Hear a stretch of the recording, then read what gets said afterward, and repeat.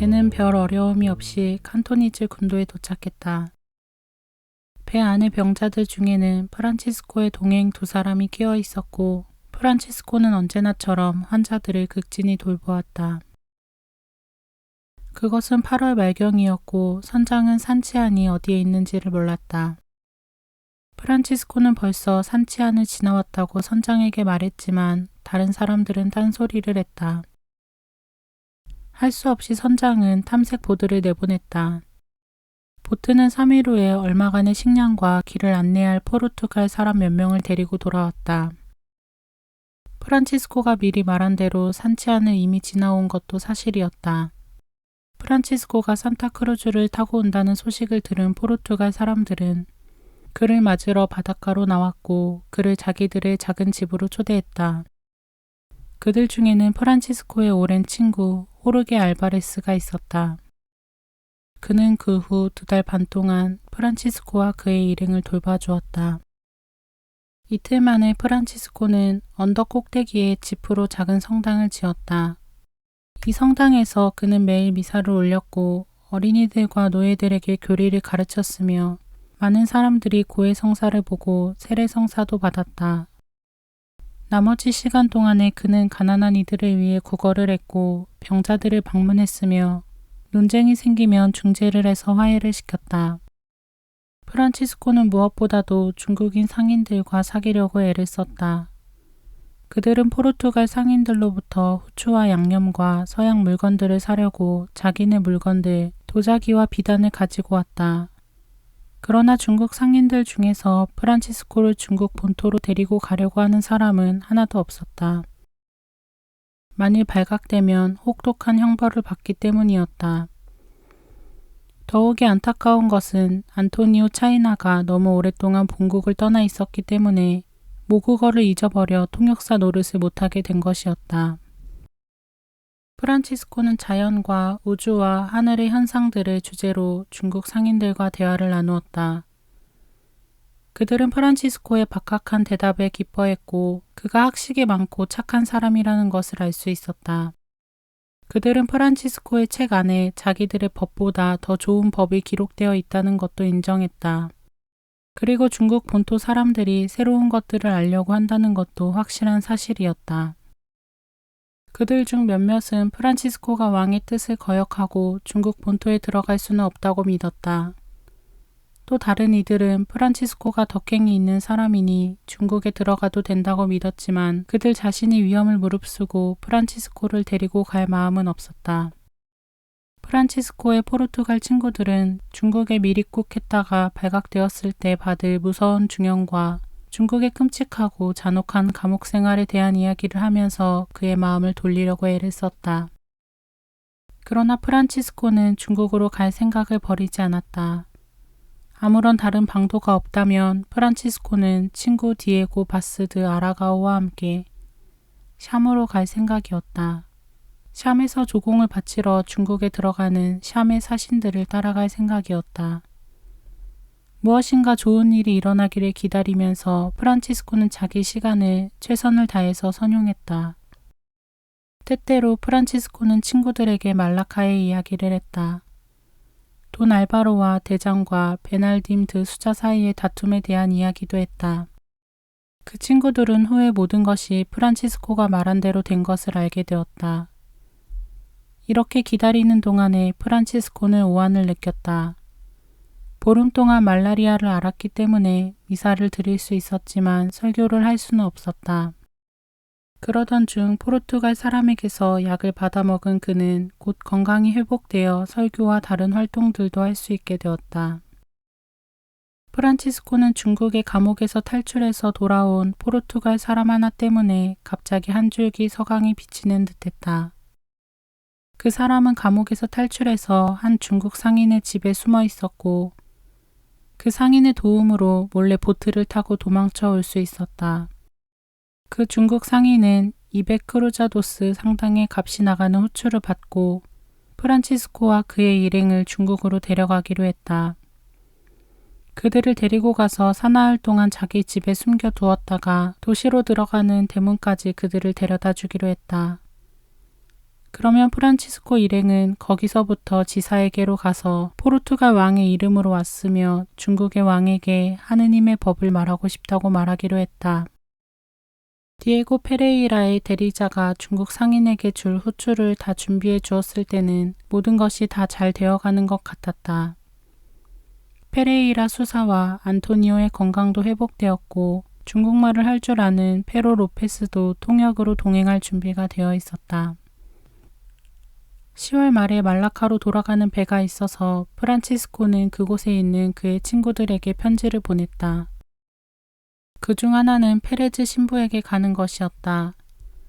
프란치스코는 페레즈 신부에게 그곳의 모든 예수 회원들과 함께 코치노로 떠나라고 지시했다. 돈 알바로가 그곳의 대장으로 있는 동안에는 예수 회원들의 생활과 활동이 어려울 것을 염려했던 것이다. 마지막 며칠 동안은 실망스러운 일들이 계속 터져 프란치스코의 마음은 더욱 세속의 여러 가지 사정들을 끊어버리게 되었다. 새로 도착한 포르투갈 사람들이 중국의 감옥에 대해서 들려주는 이야기들은 무시무시하고도 끔찍했다. 이런 이야기를 들은 알바로 페레이라 수사는 오랜 투병 생활에서 막 회복된 다음이었기에 프란치스코와 함께 그 이상하고도 먼 나라로 갈 것을 거부했다. 프란치스코는 페레이라 수사를 부득이 예수회에서 내보내야 한다고 느꼈다. 통역사가 되겠다고 자원하여 나섰던 로페스도 약속을 취소했다. 그러나 프란치스코는 안토니오와 크리스토바오만이라도 데리고 중국에 갈 뜻을 굽히지 않았다. 더구나 최근에 포르투갈 사람 몇 명이 더 중국 감옥에 들어갔는데 그 세 죄수들 중에는 프란치스코가 히라도에서 사귄 친구 페레이라 드 미란다도 끼어 있었으므로 프란치스코는 중국에 가겠다는 마음을 더욱 굳히고 서두르게 되었다. 자신의 마음을 정한 프란치스코는 여러 가지 의논을 하려고 최고위 대장을 찾아갔다. 대장은 프란치스코에게 포르투갈 사람들이 상거래 계약을 끝내고 돌아간 다음까지 기다려 달라고 했다. 프란치스코의 칸톤 도착으로 중국인들이 포르투갈 배들에게 보복 조치를 취할지도 모르기 때문이었다. 포르투갈 배들은 11월 중순에 떠날 예정이었으므로 그 중국 상인은 11월 19일에 프란치스코를 데리러 올 예정이었다. 11월 13일에 포르투갈 사람들은 자기들이 사용하던 오막살이 집들을 불태워 없앤 후에 떠났다. 그들의 상업 행위가 불법이었기에 종적을 감추기 위해서 이처럼 모든 것을 태워 없애는 것이었다. 알바로 페레이라는 포르투갈 사람들과 함께 떠났고 프란치스코는 그에게 자신의 마지막 편지들을 맡겼다. 이제 산치한 섬은 아무도 없는 것처럼 쓸쓸해 보였다. 섬에는 몇몇 포르투갈 사람들의 천막들이 해변가에 있는 것 외에는 언덕 위에 작은 성당과 프란치스코와 안토니오와 크리스토바오가 외롭게 묵고 있는 작은 오두막이 하나 있을 뿐이었다. 항구에 남아있는 배도 디에고 페레이라의 산타크루즈와 바즈드 아라가오의 정크 두 척뿐이었다. 북쪽에서 불어오는 찬바람뿐 아니라 그들이 느끼는 배고픔도 심한 고통이었다.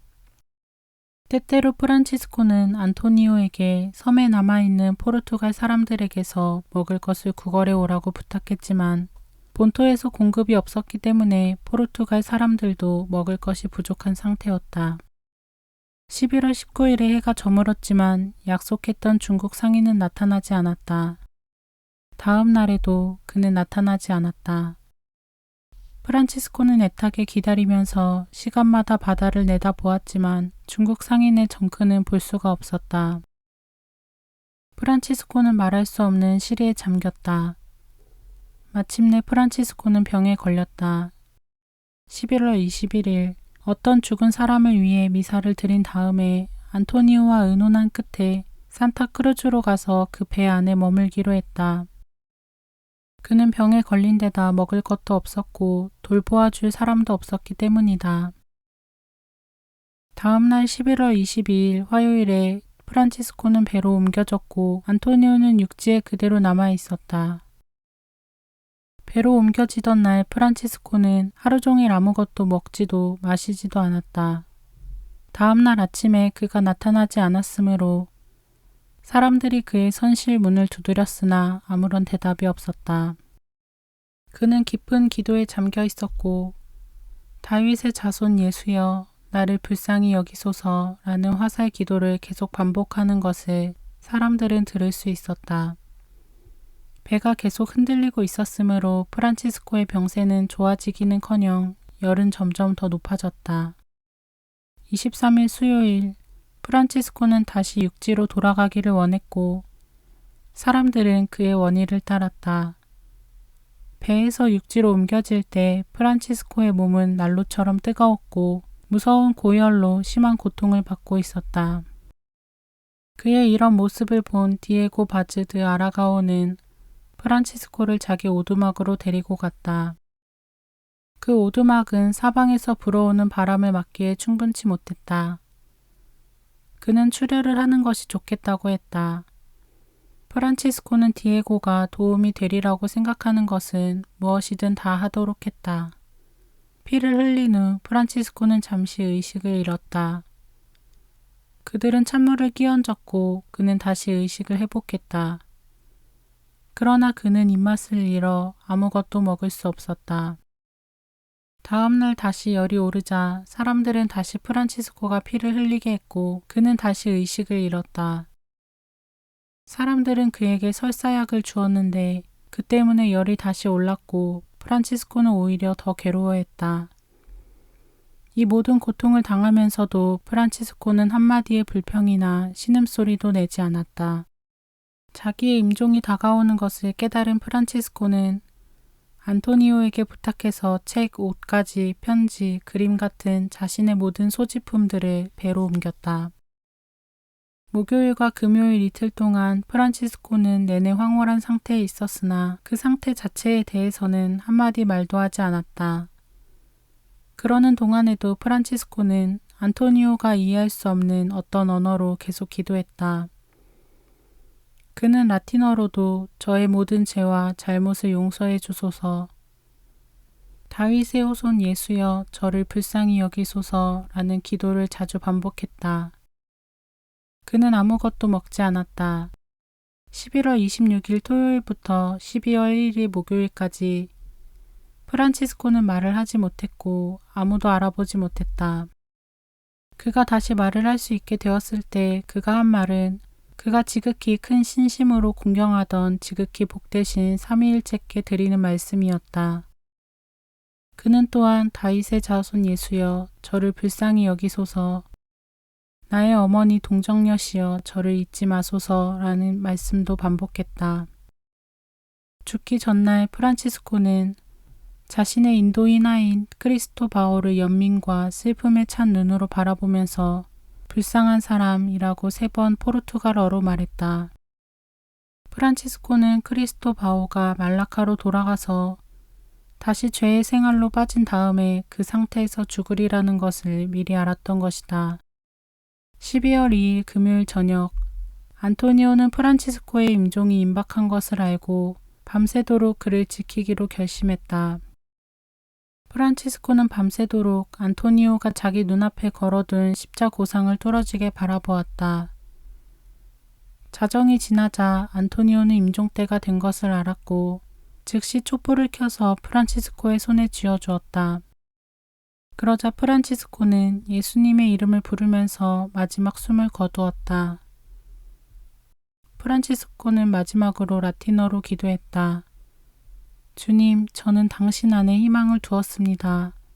절대로 저를 좌절시키지 마옵소서. 그의 얼굴은 지극히 평화로웠고 홍조를 띠고 있었다. 때는 12월 3일 토요일이었고 그가 동양으로 출발한 때로부터 10년 7개월이 지난 다음이었다. 안토니오가 포르투갈 사람들에게로 가서 프란치스코의 죽음을 알리자 그들은 프란치스코가 누워있는 오두막으로 왔다. 한편 안토니오는 배에 가서 프란치스코의 몸에 입히려고 그의 제의를 가지고 왔다. 안토니오는 포르투갈 사람들의 도움을 받아서 프란치스코의 장례를 지냈다. 그들은 먼저 관을 만들어서 시체를 그 안에 넣었다. 그곳의 땅이 몹시 습했으므로 그들은 보트로 접근할 수 있으면서도 높은 자리에 무덤을 만들기로 결정했다. 날씨가 너무 추웠기 때문에 관을 끝까지 따라간 사람은 4명뿐이었다. 안토니오와 1명의 포르투갈 사람과 2명의 노예들이었다. 무덤을 판 후에 4명 중에 하나가 관 속에 생석회를 넣어두자고 제안했다. 그렇게 하면 시신이 빨리 썩을 것이고 그러면 후에 유골을 인도로 가지고 가기가 쉬울 것이라고 했다. 다른 사람들도 모두 찬성했다. 그래서 그들은 포르투갈 진영으로 가서 생석회 4자루를 얻어가지고 무덤으로 돌아왔다. 그들은 생석회 2자루는 시신 밑에 두고 2자루는 시신 위에 넣은 다음에 관 뚜껑을 덮어서 그들이 판 임시 무덤에 묻었다. 안토니오는 무덤 자리를 후에 알아볼 수 있도록 돌로 표시해 두었다. 그날은 1552년 12월 4일 일요일이었다. 프란치스코의 시신은 2달 반 동안 산치안의 그 작은 무덤 속에 있었다. 1553년 2월 중순에 산타크루주오가 말라카로 돌아가게 되었을 때 충실한 안토니오는 배의 선장 디에고 바즈 드아라 가오에게 프란치스코의 시신을 뒤에 남겨두고 가는 것이 옳은 일인지 의심스럽다고 말했다. 선장은 포르투갈 병사를 보내어 무덤을 파서 시신의 상태를 알아보도록 명했다. 놀랍게도 티끌만큼도 부패한 흔적도 없이 시신은 깨끗했다. 그 병사는 선장에게 보여주려고 시신의 무릎 밑에 살을 한 조각 도려냈다. 시신이 깨끗하고 냄새도 나지 않는다는 것을 안 선장은 시신을 생석회와 함께 배로 옮겨왔다. 생석회와 함께 시신을 보관하면 항해 중에 시신이 더 빨리 부패하여 처리하기가 쉬우리라는 생각에서 그렇게 했던 것이다. 배는 1553년 3월 22일에 말라카에 도착했다. 프란치스코의 시신이 도착한다는 것을 알리기 위해서 쾌속정을 미리 보냈다. 도시 전체가 전염병으로 고생하는 중인데도 사람들은 그들의 거룩한 아버지를 맞이하기 위해서 바닷가로 나왔다. 디에고 페레이라는 초를 만들려고 많은 양의 밀랍을 샀고 수많은 군중이 프란치스코의 시신을 보려고 몰려들었다. 밤에 본당 신부가 관을 열었을 때 그들은 다시 시신이 부패하지 않고 깨끗한 것을 발견했다. 다음 날 아침 사람들은 큰 행렬을 지어 프란치스코의 시신을 예수회의 성당인 언덕 위의 성모님께로 모셔가서 미사를 지낸 다음 그곳에 묻었다. 그러나 이번에는 생석회를 넣지 않았다. 사람들은 프란치스코의 시신이 도착하면서 도시의 전염병이 사라진 것을 깨달았다. 도시 전체가 이런 행사를 함께할 때 참여하지 않은 사람은 돈 알바로 한 사람뿐이었고 얼마 후에 그는 자신의 악행에 대한 벌을 받았다. 1553년 12월에 프란치스코의 시신은 다시 고아를 향해 떠나는 배에 실렸다. 불행하게도 배가 너무 낡았기 때문에 많은 사람들이 배가 제대로 목적지에 도착할 수 있겠는지를 의심했다. 실제로 배는 2번이나 아주 위험한 고비를 넘겨야 했다. 2번째 위험을 당했을 때 배 위의 사람들은 프란치스코의 도움을 청하여 위험을 모면했다. 1554년 3월 중순에야 프란치스코의 시신은 고아에 도착했고 왕족들과 같은 성대한 환영을 받았다. 시신은 성 바오로 신학교의 성당에 안치되었고 사람들은 시신 곁을 지나면서 시신을 만지고 시신에 입맞춤하려고 줄지어 서서 기다려야 했다. 나중에는 시신을 봄 예수 대성당으로 옮겼다. 서류들이 증명하는 바와 같이 프란치스코의 시신은 150년 동안 기적적으로 부패하지 않고 깨끗이 보존되었다. 지금은 뼈와 가죽 사이에 살이 전혀 없는 상태로 완전히 말라버렸고 가죽도 벗겨진 상태이다. 그리스도의 횃불을 든 선구자 프란치스코 하비에르는 1619년 10월 25일에 시복되었고 1622년 3월 12일에 그의 친애하는 아버지 이냐시오 로욜라와 함께 성인으로 선포되었다.